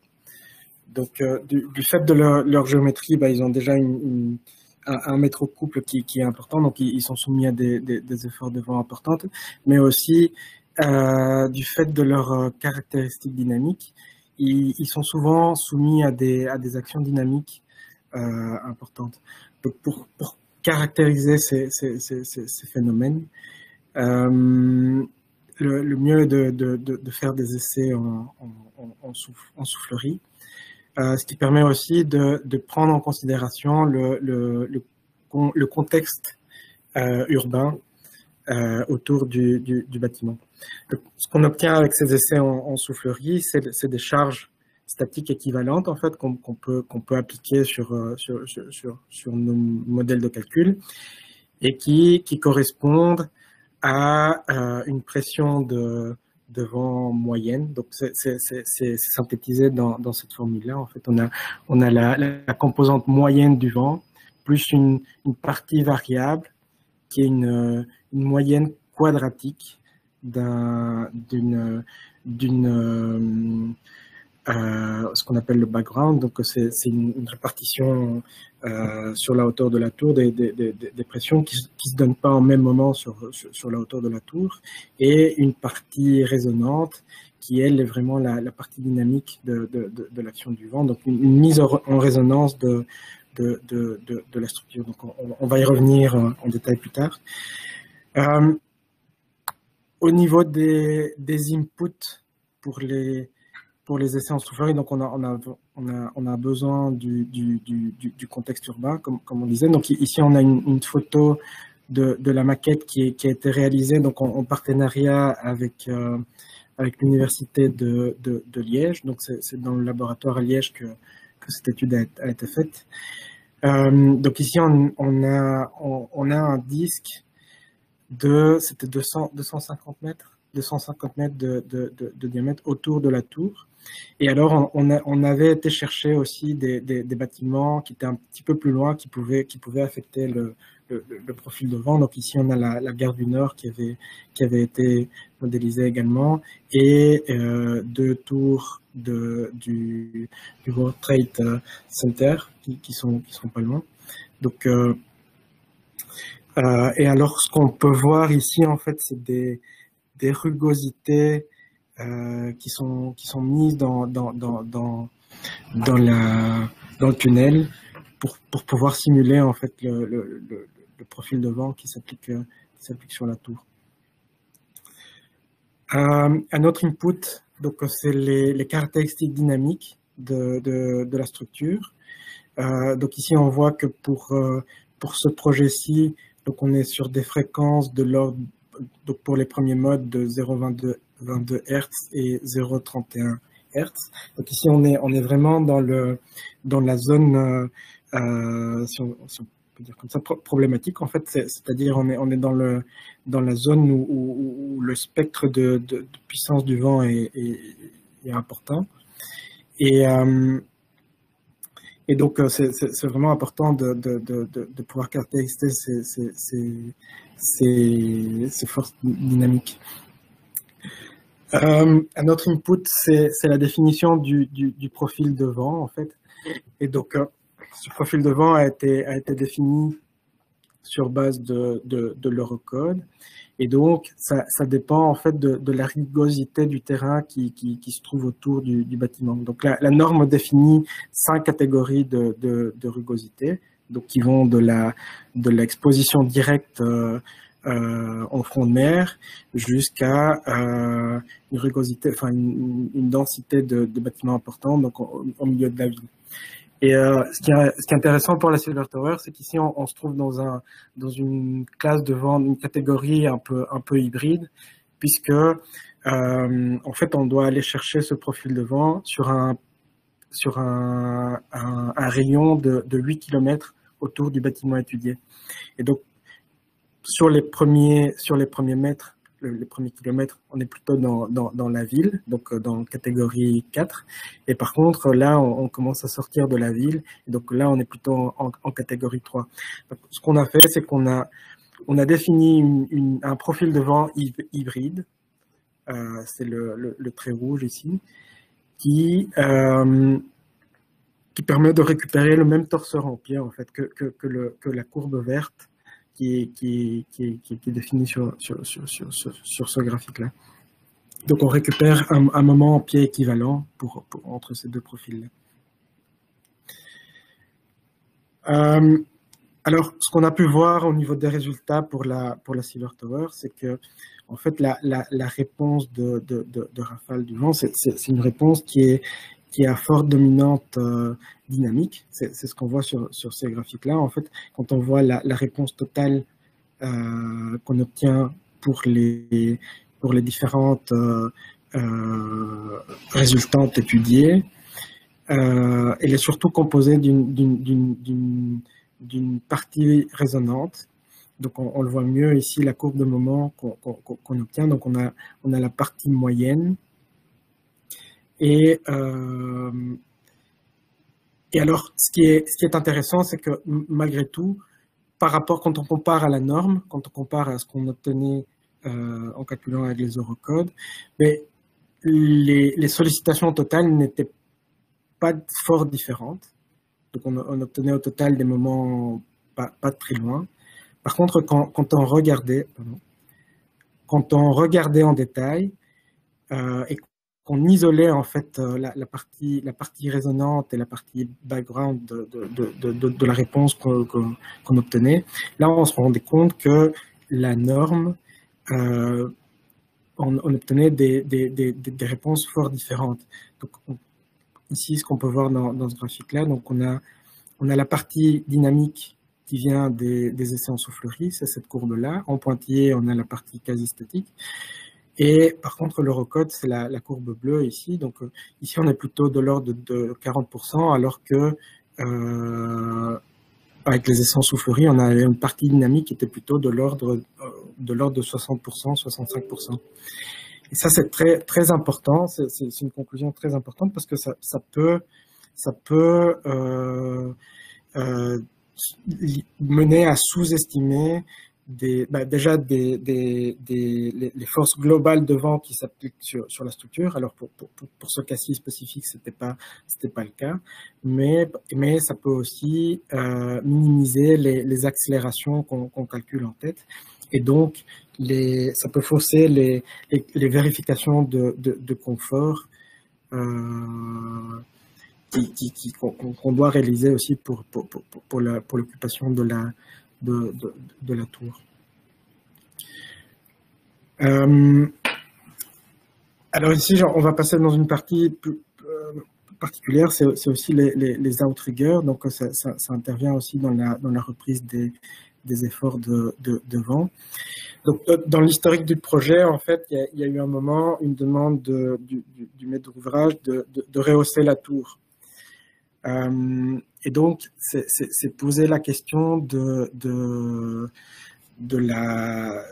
est-ce que le noyau qui était dimensionné est suffisant pour cette reprise au vent qui serait plus importante. Et donc, on voit ici que la forme en lentille de la tour, en fait, elle est très défavorable parce qu'on a une inertie assez faible pour un vent dans ce sens-là, et qui correspond aussi à la prise de vent maximale. Et donc, c'est double pénalisant pour les déformer. Alors, on a ici un petit comparatif de raideur relative entre la Silver Tower et la tour Paradis à Liège. Donc, on a un facteur 2 en raideur relative pour le noyau étudié. Et donc, on avait des problèmes avec ces efforts de vent. On avait des déformés en tête qui dépassaient les limites usuelles. Et donc, la question, posé de comment reprendre ces nouveaux efforts de vent.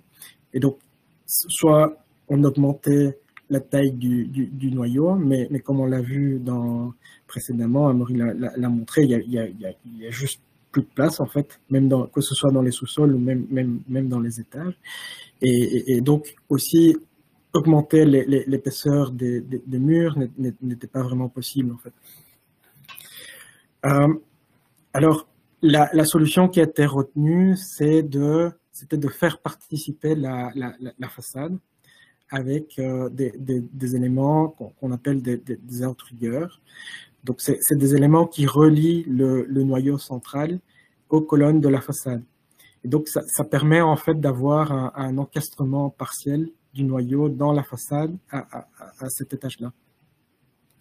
Et ça c'est très efficace. Ça améliore considérablement la raideur latérale. Donc ça, on peut le voir ici dans les courbes ici. Donc ici, ce qu'on va venir faire, c'est qu'on va venir placer 8 éléments métalliques, 8 bracons métalliques en fait entre le noyau et les colonnes. Et comme on le voit ici, en fait, ils sont très efficaces pour réduire à la fois les déformés en tête et réduire le moment qui doit être pris par le noyau. Donc on voit ici l'action des outriggers, cet encastrement partiel qui se fait à cette hauteur de la tour. Alors au niveau du concept, ce qu'on va venir faire, c'est, donc comme je disais, il s'agit d'éléments métalliques en fait qui vont relier le noyau à la façade. Donc on a profité en fait d'un étage technique ici, qui a d'ailleurs une plus grande hauteur. Pour placer ces éléments-là. Donc ici, on a une coupe, enfin plutôt une élévation, et on a fait ça, donc il y a 4 fois ce schéma-là. Au total, il y a 8 bracons. Et alors, on se sert également des planchers pour compléter le schéma statique. En fait, on va utiliser les planchers pour les efforts horizontaux qui sont générés par la déviation des efforts via ces bracons-là. Alors, un aspect qui doit être, quand on utilise ce type d'éléments, des outriggers, il y a un phénomène qui doit être considéré, c'est ce qu'Amaury expliquait tout à l'heure, c'est les tassements différentiels qui apparaissent entre le noyau et les colonnes. Et donc c'est quelque chose qui va se donner pendant le chantier et pendant la vie d'utilisation du projet. Et si on gère pas cet tassement différentiel, si on se limitait à mettre un élément complètement rigide, une liaison complètement rigide entre le noyau et la colonne, à terme, le problème, ça serait que les colonnes viendraient se suspendre au noyau. Et ce qui ici n'était pas possible puisqu'on viendrait surcomprimer le noyau et on n'avait plus la possibilité en fait d'ajouter des fondations pour reprendre cette surcompression. Alors il y a des solutions qui existent pour gérer ces problématiques-là, mais ça consiste principalement à mettre des vérins au niveau des porteurs. Le problème, c'est que du coup, on doit reprendre des charges importantes puisqu'ils sont dans le chemin critique des charges. Ils sont dans la continuité de colonne. Et donc, ça veut dire que c'est des charges importantes à reprendre. Et donc, il faut les dimensionner pour ça et il faut les entretenir pour ça aussi. Et alors, ce qu'on a imaginé ici pour ce projet-ci, c'est de venir mettre en fait d'intégrer directement ce vérin, cet élément qui permet d'ajuster la longueur de l'élément dans le outrigger lui-même. Alors cet élément, enfin c'est un peu pub, mais on a été récompensé en fait par le CTBUH pour cette innovation-là. Donc, au niveau du système, en fait, l'inspiration, en fait, elle vient de ce type d'élément, en fait, d'un pantographe. C'est des éléments qui permettent de se rallonger avec la déformation de cet élément-là. Et qu'est-ce que c'est en soi? Donc on parle de quatre PRS. Il s'agit de 4 PRS qui ont des articulations à chaque extrémité. Et donc ils sont reliés entre eux aux extrémités pour former une forme de diamant en fait, et sont reliés à des pièces qui sont elles directement bétonnées soit dans les colonnes, soit dans le noyau. Et donc ici ils sont reliés par des axes, et ça permet d'avoir une rotation libre aux extrémités. Et donc les 2 membrures qu'on obtient ici, ensuite elles sont reliées au centre via cet élément-là, qu'on peut assimiler à un vérin hydraulique, et qui autorise en fait la fermeture ou l'ouverture de l'élément. Donc on voit ici une image, je pense qu'on l'avait déjà vu précédemment, donc on voit ici les 8 bracons lorsqu'ils étaient en train d'être installés. Ici on voit la pièce qui sera prévue dans la colonne.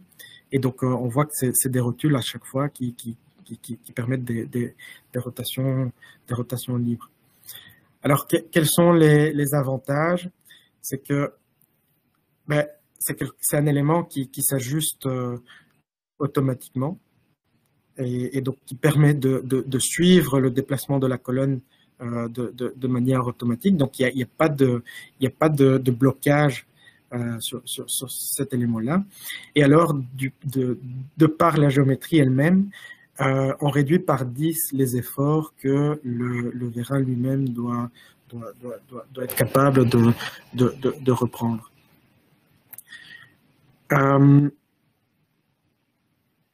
Alors, on voit ici une petite animation du bracon en fonctionnement, en fait. Donc, ce qui n'est pas tout à fait perceptible, c'est l'allongement, mais en fait, on n'a pas besoin de beaucoup d'allongement, puisque le tassement de la colonne, il est de l'ordre de 3 cm. La colonne va tasser de 3 cm par rapport au noyau. Mais par contre, oui, donc on divise par 10 les efforts dans cet élément-là, mais par contre, on les amplifie aussi. C'est-à-dire qu'on a besoin d'une déformation plus importante dans cet élément-là pour qu'il puisse s'allonger.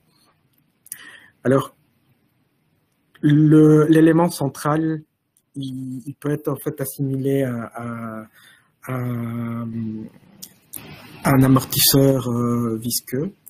Donc en fait, on a une tête on a un piston entre deux chambres, et on a un tout petit trou par lequel un fluide visqueux peut se déplacer d'une chambre à l'autre. Et donc, quand on a une sollicitation longue, comme le fluage ou le retrait, le fluide il a le temps de passer d'une chambre à l'autre. Donc l'élément il peut se déformer. Par contre, quand on a une action dynamique comme une rafale de vent, le fluide lui il n'a pas le temps de s'échapper. On a un laps de temps aussi court, et donc ça fonctionne comme un élément rigide en fait. Et c'est ça qui permet de conférer la rigidité au bracon, et de pouvoir transférer les efforts de vent du noyau vers la façade sans se déformer. Alors, il est important de bien caractériser cet élément-là. Donc, c'est un élément qui a une réponse visqueuse, et donc qui est plutôt qui dépend plutôt de la vitesse à laquelle l'action est appliquée. Et donc, on voit ici que pour des actions qui s'appliquent suivant la période naturelle du bâtiment, on a quelque chose de raide. Par contre, pour des charges qui prennent plus de temps, si ce n'est que même la mise en place de la pression moyenne de vent, mais là, on a quelque chose qui est moins efficace.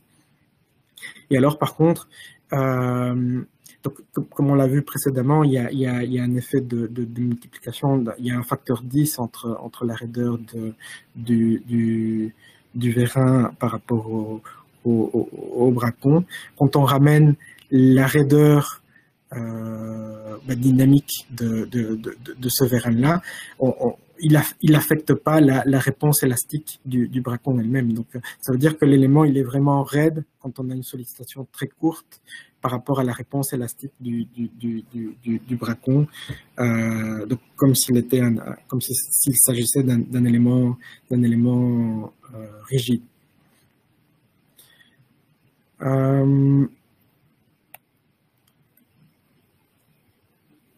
Alors, un aspect important, donc comme on a dit, on doit vérifier.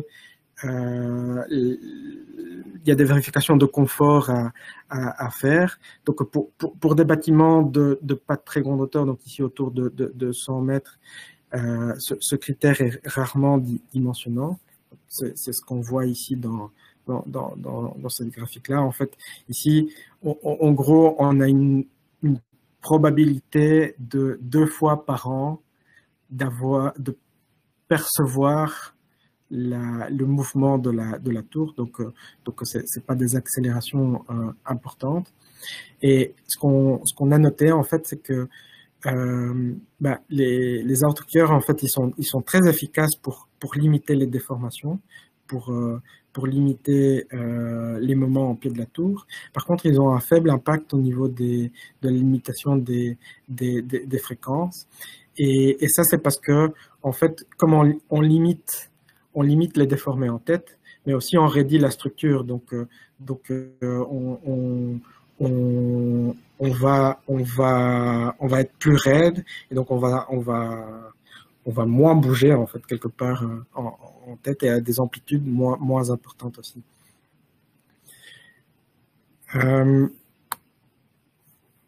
Un dernier aspect important à considérer pour ces outriggers, c'était la redondance du système, puisque en fait là on a un système, le noyau tout seul en fait ne sait pas reprendre les sollicitations de vent tout seul. Il a vraiment besoin des outriggers pour pouvoir fonctionner. Et donc, on doit être sûr qu'en cas de mauvais fonctionnement de ces éléments-là, si on a une perte de pression, si on a une fuite du liquide dans les chambres du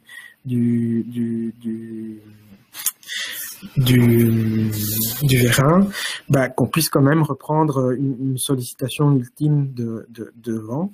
Et donc, en fait, ce qu'on a en réalité, c'est un comportement un peu hybride. Donc, on voit ici les 3 schémas de fonctionnement. On a le noyau tout seul, sans outrigger. On a le système noyau plus outrigger. Et alors, on a un schéma ultime dans lequel on a une perte de pression dans les vérins ici. Et donc, le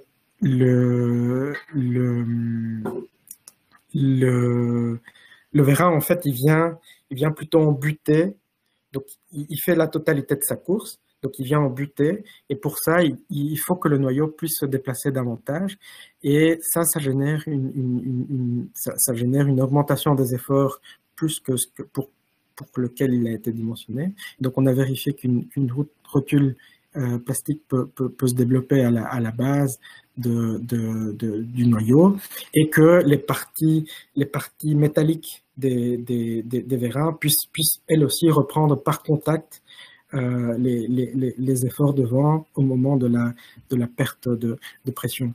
Et donc sur ce graphique-là, donc on a essayé de représenter les différentes réponses qu'on peut avoir. Donc on a ici une réponse sous sollicitation dynamique pure. Donc là on a ce schéma-là qui s'applique. Donc ensuite on a une réponse un peu plus hybride où on a le vent qui s'installe avec une pression moyenne, puis il y a une rafale de vent qui arrive, et là on sollicite le système complet. Et alors on a un schéma de ruine accidentel, où là on a une perte de pression dans les vérins, et donc il n'y a que le noyau qui travaille. Il y a un moment où les pièces métalliques viennent en contact, et là on récupère ce schéma-là. Et puis, on a le moment où on atteint le moment plastique du noyau. Et donc là, il y a cette courbe, on suit cette courbe-là avec le moment qui est plafonné au niveau du pied du noyau et le reste qui est repris par les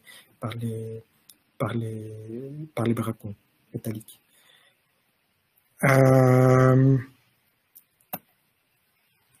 Donc voilà, ça c'est un peu ce qu'on pouvait se dire sur ce projet-là.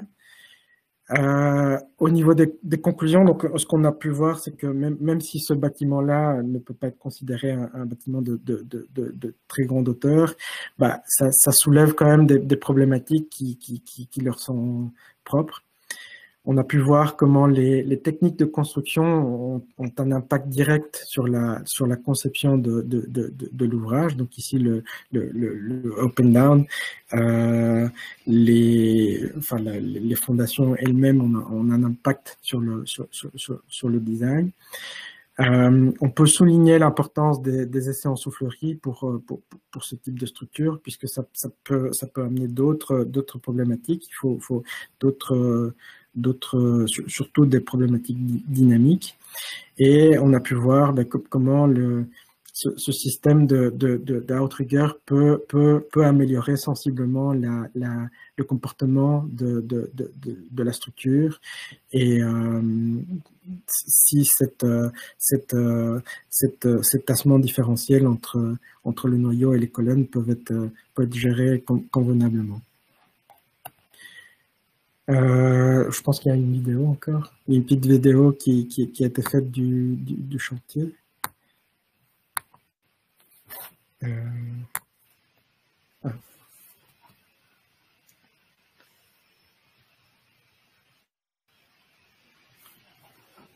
Donc c'est des images de drone du chantier finalisé en fait, qui ont été faits par CT Blaton.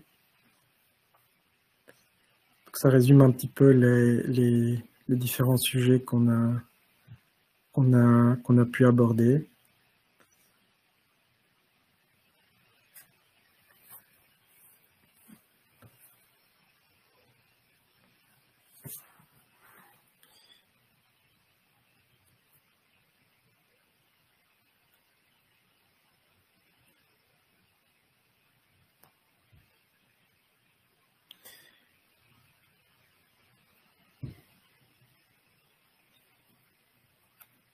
Donc voilà, on arrive au bout.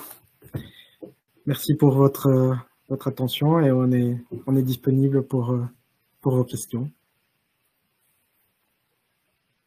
Super, merci Amaury et merci Louis pour cette belle présentation, un sacré challenge à la fois pour le bureau et l'entrepreneur qui ont osé donc cette belle performance. On comprend bien que c'était assez compliqué et un peu casse-tête pour arriver à faire fonctionner le système et en réalité arriver à mettre toutes les phases de construction les unes derrière les autres pour réaliser ce beau projet en moins de 18 mois. Voilà, alors je vous laisse la parole si vous voulez poser des questions aux orateurs. Si vous voulez vous manifester pour une question, vous pouvez utiliser l'outil « Je lève ma main » qui se trouve en bas de l'écran. Quand vous cliquez sur la main, et vous avez l'opportunité de vous exprimer. Voilà, je passais d'abord la parole à Monsieur Collin. Merci Vincent, donc Frédéric Collin, professeur en géotechnique. Je voulais d'abord vous remercier pour cette présentation, surtout en ce qui me concerne pour la partie fondation qui était vraiment très intéressante.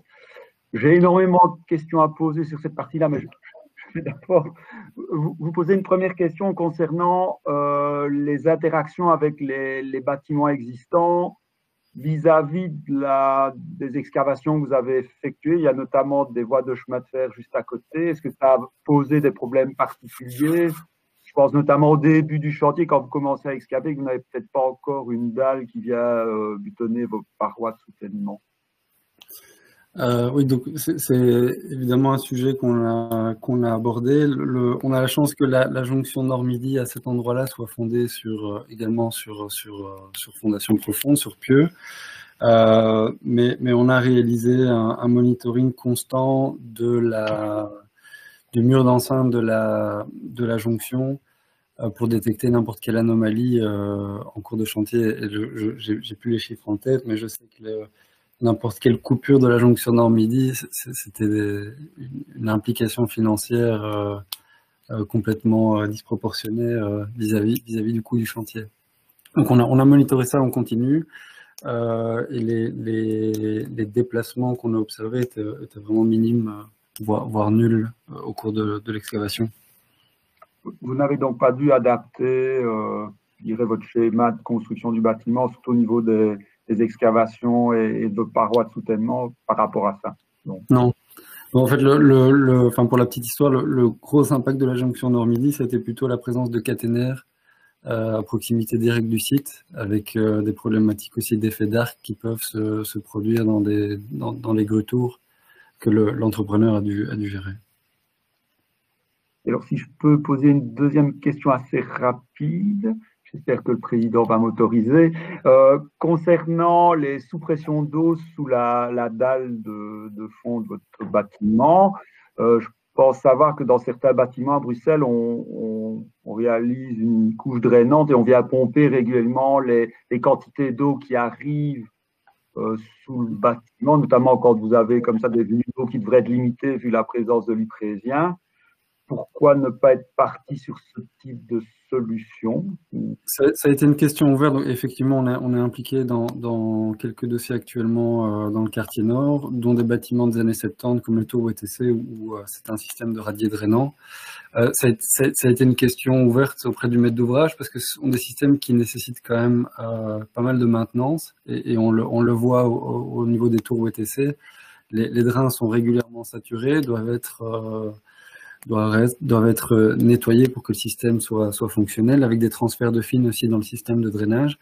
Donc ici, c'est clair que c'est certainement un surcoût au niveau de la construction, mais une fois que ce radier est en place et correctement étanche, on n'a plus de questions à se poser durant la vie de l'ouvrage. D'accord, je vous remercie. Je vais laisser d'autres intervenants vous poser des questions. Merci beaucoup pour cette super présentation. Très bien, merci. Est-ce que je peux peut-être suggérer à Maury que vous arrêtiez le partage d'écran, comme ça en même temps on vous voit répondre, c'est plus sympa. On remettra la dia publicitaire pour Grace un peu, si vous voulez. Alors, est-ce qu'il y a d'autres questions de la part de l'Assemblée?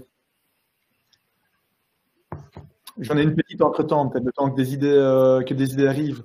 Est-ce qu'on peut avoir quelques informations relatives au prix au mètre carré, éventuellement l'influence de l'installation des systèmes d'outrigger, qui est un peu particulier, sur le coût final de la construction? Est-ce que ça a plutôt tendance à l'augmenter ou à la diminuer? Alors, c'est un projet qui était viable financièrement et compétitif avec d'autres projets plus simples de bâtiments de gros hauteur qu'on peut faire à Bruxelles ou à Liège. Donc, c'est clair que les outriggers représentent un coût fixe, mais qui était globalisé sur l'ensemble de la construction, sur aussi une optimisation du noyau et des fondations. Puisque ça nous permettait on a cette enceinte périmétrale qui est de toute façon là, qui devait être fondée avec une part forfaitaire qui est finalement les passes qu'on sait descendre. On ne colle pas parfaitement à la charge nécessaire, puisque d'office on doit faire une passe de 2,80 m, alors qu'on aurait peut-être besoin d'une passe d'1,50 m. Donc ça veut dire que les outriggers nous permettent de mobiliser cette capacité résiduelle dans la paroi périmétrale et d'économiser sur le noyau. Donc, au final, le coût de construction au mètre carré pour le gros œuvre était de l'ordre de 285 € du mètre carré, ce qui est un ratio tout à fait raisonnable pour ce type de bâtiment, de structure. Merci. Je vois qu'il y a une question de Jean-Marie Crémer.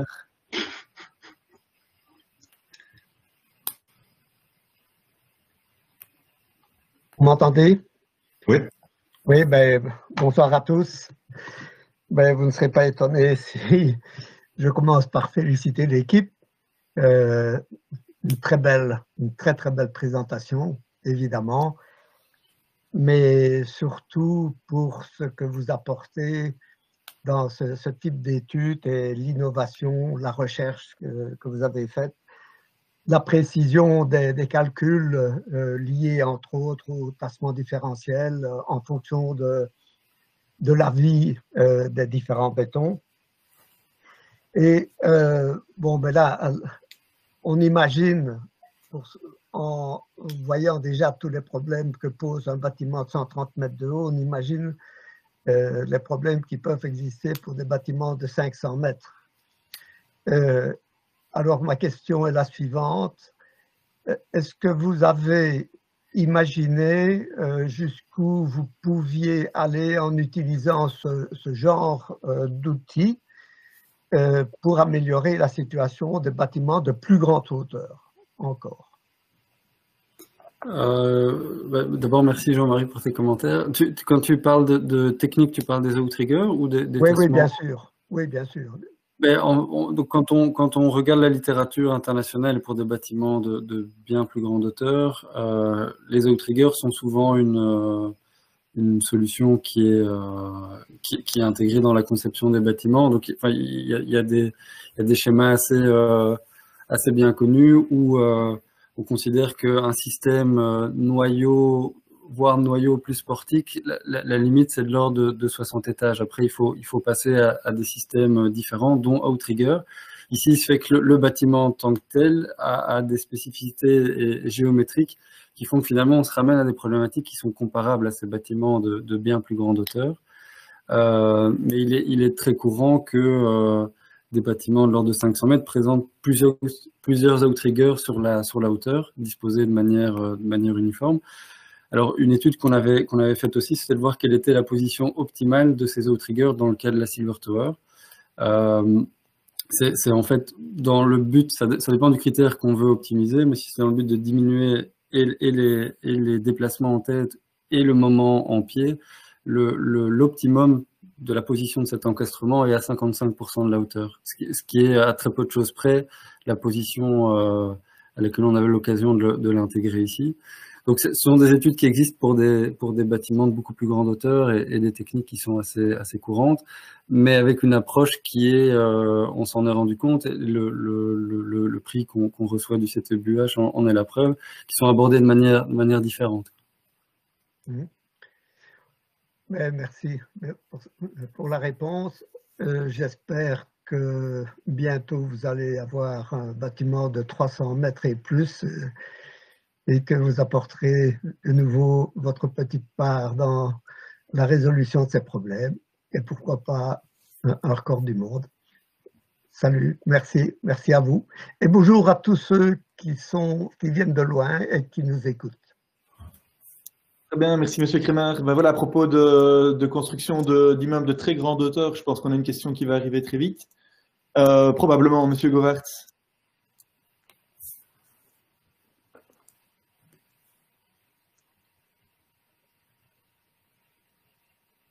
Il faut juste désactiver votre micro parce que là, on n'entend pas.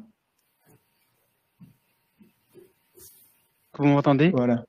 Alors, Parfait, je oui. commençais par vous remercier pour la présentation qui effectivement était très intéressante. Et la question que j'ai n'est pas relative à un bâtiment de très grande hauteur en particulier, mais sur les outriggers et sur les raccourcissements différentiels entre le noyau et les poteaux. Si j'ai bien compris, il n'y a pas des outriggers qui lient le noyau au poteau pour chaque poteau. Et souvent, lorsqu'on a un système d'outrigger, on le combine à un système de poutre radiale qui répartit les efforts complémentaires qui viennent se mettre sur les poteaux, sur plusieurs poteaux, pour éviter justement des raccourcissements différentiels. Et si j'ai bien compris, ce n'est pas le cas ici. Donc, je voudrais savoir comment vous avez, je dirais, maîtrisé ce sujet-là de raccourcissement différentiel entre un poteau qui a un outrigger, enfin qui reçoit les forces d'un outrigger et celui qui n'en reçoit pas. Et puis, lorsqu'on a parlé de raccourcissement différentiel entre le noyau et les poteaux, vous avez parlé de l'effet d'avoir utilisé des bétons différents, mais il y a aussi l'effet de la charge moyenne à long terme différent entre le noyau et les poteaux, puisque le noyau reprend des efforts gravitaires, mais aussi des efforts temporaires de vent. Et donc, il a en général une contrainte moyenne à long terme plus faible que dans les poteaux, ce qui engendre un raccourcissement des poteaux plus grand que le noyau. Et ça n'a pas été évoqué. Donc, ou bien est-ce que c'est considéré comme négligeable dans le cas présent, ou bien est-ce que, bon, ça n'a pas été évoqué ici, mais vous l'avez regardé. Pour répondre à ta deuxième question, on l'a évoqué, donc effectivement en combinaison quasi permanente, on est de l'ordre de 8 newtons par millimètre carré sous charge gravitaire dans le noyau, alors que on va être à la limite maximale possible pour des bétons C90. Donc si je me remets à l'ES, on va être de l'ordre de 35 newtons par millimètre carré, donc on a un facteur entre 35 et 40, donc on a un facteur 5 entre ces charges. Donc c'est vrai qu'en taux de contrainte, on a déjà sous charge gravitaire une grande différence, liée au fait que le noyau est dimensionné en C30-37 pour des contraintes localisées liées au moment de flexion et pas aux charges gravitaires comme tu dis. Et par rapport à la première question, de par la géométrie du bâtiment, ici, on avait la chance d'assez facilement pouvoir mobiliser 4 colonnes en vis-à-vis du noyau, donc 4 de part et d'autre, d'où les 8 outriggers. Mais dans notre cas, puisque les outriggers sont totalement libres de par ce dispositif hydraulique, sont totalement libres vis-à-vis des effets long terme sous charge gravitaire, ne sont sollicités que pour le vent. Et donc les raccourcissements élastiques des colonnes liées aux outriggers ne sont finalement que des sollicitations instantanées, donc des raccourcissements élastiques sans effet différé. Donc ce raccourcissement entre un poteau qui est soumis à des efforts de vent via l'outrigger et un poteau 7,50 m plus loin qui n'y est pas soumis est assez limité. Donc effectivement, dans des bâtiments de plus grande hauteur, on fait aussi des poutres de ceinture pour aussi essayer de mobiliser plus de colonnes, donc plus de raideur axiale pour un même outrigger. Ici, l'outrigger est directement disposé sur la colonne qu'on veut mobiliser et la raideur axiale des 2 x 4 colonnes qu'on mobilise est suffisante pour le rendre suffisamment actif. Merci Amaury. Compris. Extra, merci encore. Je prends une dernière courte question, Jean-Marie Bleuse, parce que la technique me fait savoir qu'on dépasse la durée standard habituelle des présentations. Une dernière question, voilà. Ou un commentaire, je ne sais pas. Oui, non, une question sur les liaisons équipotentielles. Je n'ai pas du tout l'idée de comment on réalise une mise à la terre de vos éléments métalliques dans l'équipotentiel qui normalement sont ramenés à la terre, et comme la proximité des voies de chemin de fer est vraiment limite, très courte et très proche, et que on connaît les courants vagabonds habituellement dans les chemins de fer. J'ai déjà eu le cas dans un bâtiment où on a dit on ne se liaisonne pas à la terre. Qu'est-ce qui a été fait en compte dans votre projet? Alors, je ne suis pas du tout un expert en liaison équipotentielle, mais je sais qu'au-delà des outriggers, ça a déjà été une grosse question pour la façade elle-même, en fait. Je ne sais pas de quelle manière ça a été résolu par les ingénieurs en technique spéciale, qui était le bureau Tractebel, mais la façade elle-même, déjà, était la plus grosse problématique, avec une proximité à l'ordre de, par endroit, 6 mètres de la caténaire. Merci.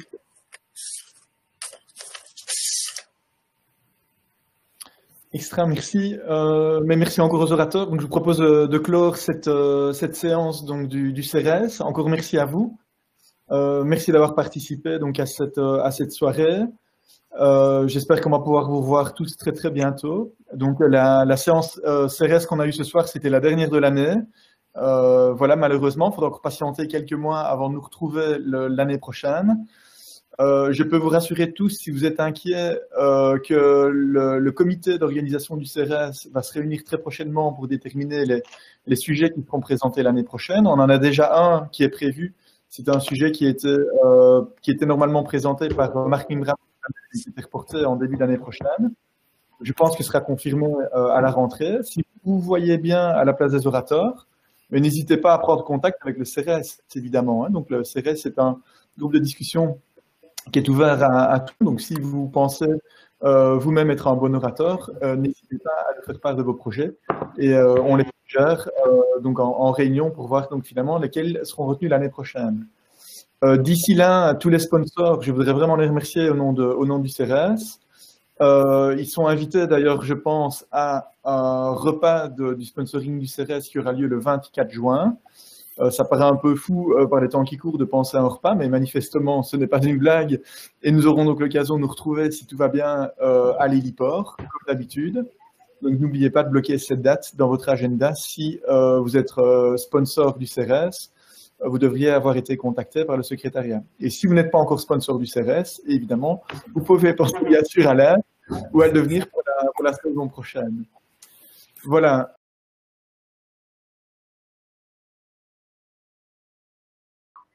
Et donc, vous savez traditionnellement que les conférences du CRS commencent par un petit pitch de 5 minutes d'une présentation d'un des doctorants.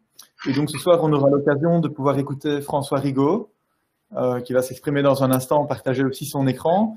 Et François travaille en partie sous ma supervision, travaille sur les effets aéroélastiques ou les effets du vent sur des structures. Étant donné que la thématique de sa recherche est relativement proche du détachement des tourbillons dits de von Karman sur éventuellement des tours de grande hauteur, je vais laisser François présenter très rapidement l'objet de ses recherches. Ok, merci. Bonjour à toutes et à tous. Merci Vincent pour l'introduction et merci donc au CRS de me donner l'opportunité de présenter un peu mes recherches donc ce soir. Donc vu le contexte de la conférence qui va nous occuper, j'ai décidé d'intituler mon exposé Tour et tourbillon. Donc vous allez comprendre tout de suite pourquoi après. Donc lorsqu'on doit designer une tour de grande hauteur, on fait face bien sûr à plusieurs types de sollicitations. Notamment, entre autres, elles peuvent être sismiques. Vous l'aurez remarqué, vu la photo qui a été prise à New York il y a une vingtaine d'années, certaines sollicitations peuvent être complètement inattendues, malheureusement.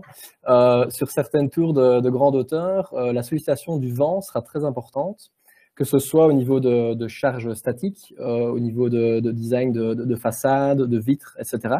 Mais ce qui va nous intéresser ici, ça va être donc des vibrations qui sont induites par des détachements tourbillonnaires donc, qui correspondent à l'écoulement qui se produit autour de la tour, comme ceci. Et donc, dans le cas d'une tour simple, voilà, on peut le dimensionner comme ça. Maintenant, bien sûr, si on est dans le cas où on a deux tours proches l'une de l'autre, l'écoulement sera évidemment fortement différent d'une tour simple et son effet sur le VIV, donc ce qu'on appelle les VIV, ce sont ces vibrations induites par détachement tourbillonnaire, sera donc assez différent. Vous voyez ici sur la vidéo donc un exemple de VIV sur deux cheminées à l'incinérateur de Cornouailles en Angleterre.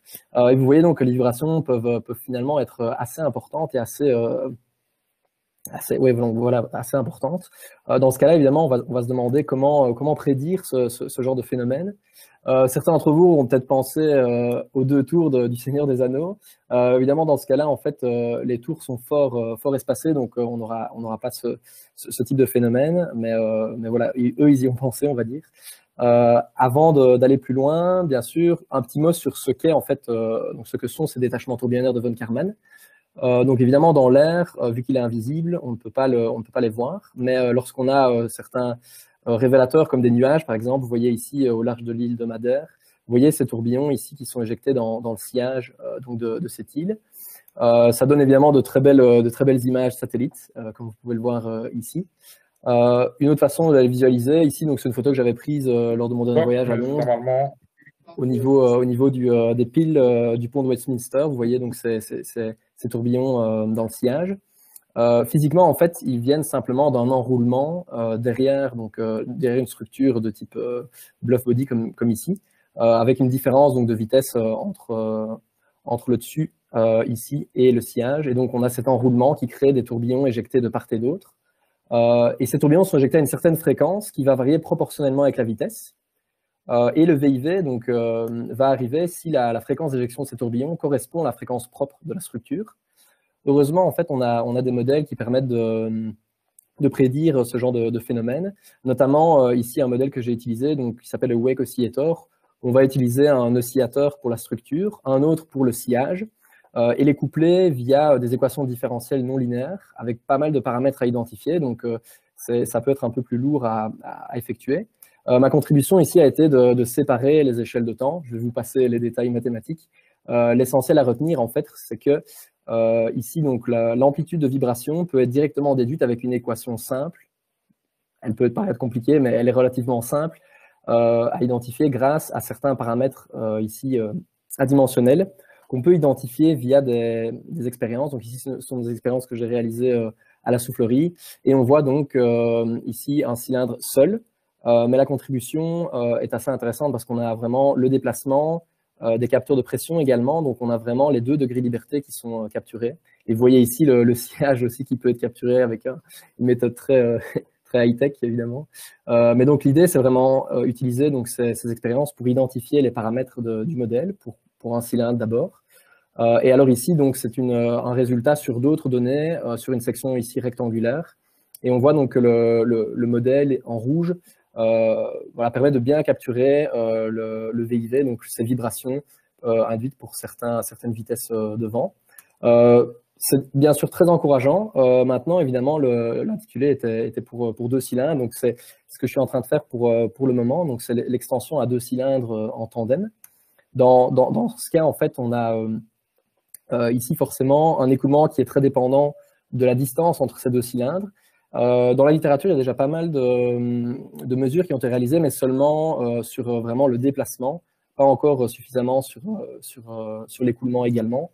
Et donc ici, l'idée, elle va être de transposer le modèle développé pour un cylindre vers 2 cylindres et pouvoir prédire cette instabilité.